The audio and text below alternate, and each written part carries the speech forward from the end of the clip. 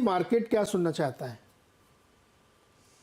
कि मैं सहमत हूं इनके आउटलुक से। तो मार्केट ने भी वो डिस्काउंट कर लिया है। तो मार्केट ये सुनना चाहता है कि आरबीआई की जो ग्रोथ के जो एक्सपेक्टेड आंकड़े हैं वो अच्छे दिखे, क्योंकि एक रेट कट आके सपोर्ट ना दे सही मार्केट को।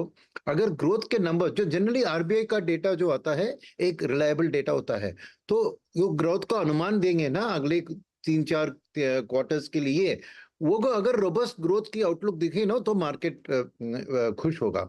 तो मेरे को अल्टीमेटली टुडे मार्केट ग्रोथ के ऊपर ही चल रहा है ना। तो इंडिया में मैं अक्टूबर को छोड़िए, मैं जनवरी पॉलिसी तक रेट कट नहीं देख रहा हूँ। Sunil ji, good morning. ठीक है, रेट कट इकलौता फैक्टर नहीं है पॉलिसी में, कुछ और इन टर्म्स ऑफ लैंग्वेज क्या एक्सपेक्ट कर रहे हैं आप? कुछ और कदम आ सकते हैं क्या?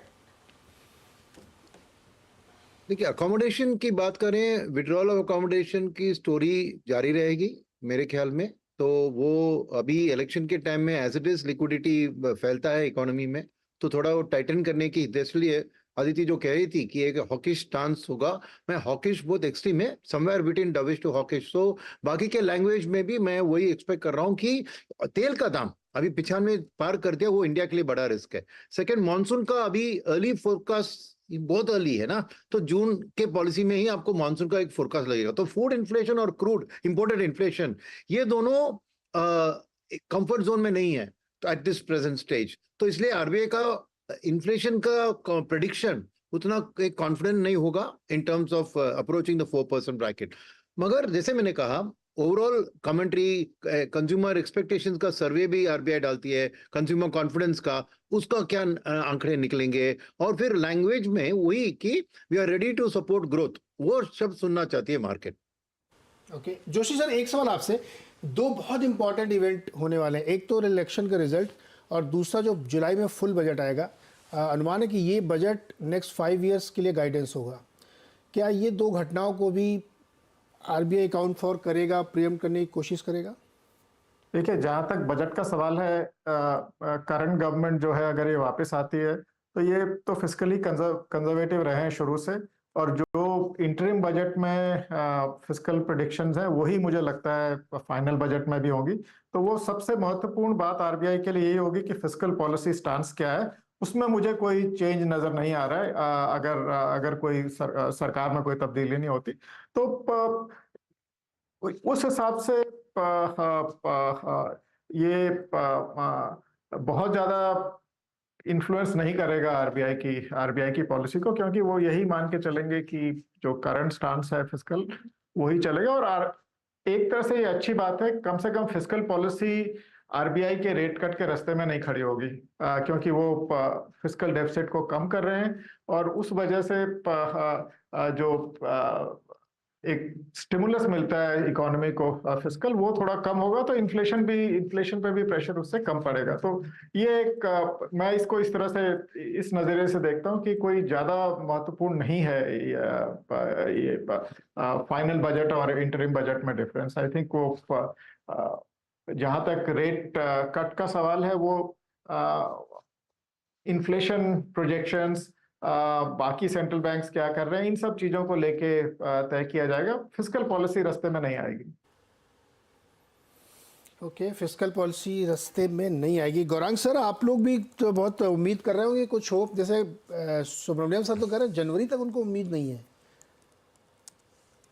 तो जैसे महानुभाव पैनल पर सब मौजूद है, उन्होंने एक राय दी है, हमारी भी राय वही है कि ब्याज दरों में कटौती इस बारी तो मुश्किल है, टिप्पणियों पर ज्यादा ध्यान दिया जाएगा। और दो चीज, एक तो बढ़ते हुए कच्चे दाल $90 के आसपास ब्रेंट 86 के पार नाइमेक्स, दूसरी तरफ रुपया 83-30 के पार, और एक सबसे बहुत महत्वपूर्ण घटना या फिर इवेंट जो होने वाला है वो है 19 अप्रैल से पहले चरण के चुनाव शुरू हो जाएंगे।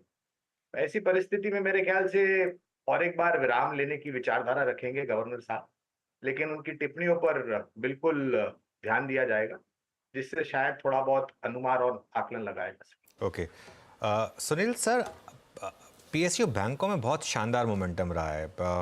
यहाँ पर क्या अभी भी आपको लगता है कि अंडर ओनरशिप है ये, क्या अभी भी आउट परफॉर्म कर सकते हैं? पॉलिसी वाले दिन थोड़ा ये सेक्टर वैसे ही फोकस में रहता है। हाँ बिल्कुल, मैं सहमत हूँ उससे। इसका एक मीडियम टर्म कारण है, ये कि डिपॉजिट का प्रेशर उनके लिए उतना नहीं होता है, उनका कासा का, क्योंकि ब्रांच नेटवर्क का स्प्रेड उतना ज्यादा है, कासा का बैलेंसेस अच्छा होता है, तो उनके लिए डिपॉजिट का प्रेशर उतना कम होता है। नंबर 1। नंबर 2, आने वाले दिनों में आरबीआई भी धक्का दे रही है कि रिटेल लेंडिंग पे स्लो डाउन करे, ध्यान दे, क्रेडिट क्वालिटी के ऊपर दे, एडिशनल कैपिटल कम डालेंगे। मगर कॉर्पोरेट लेंडिंग ही अगर इंफ्रास्ट्रक्चर साइकिल ट्रूली पिकअप होता है, अगले अगले 3 से 5-7 साल, एक लंबी साइकिल जहां दिख रही है, तो लेंडिंग में वहां पे पीएसयू बैंक्स का मेजर शेयर होता है।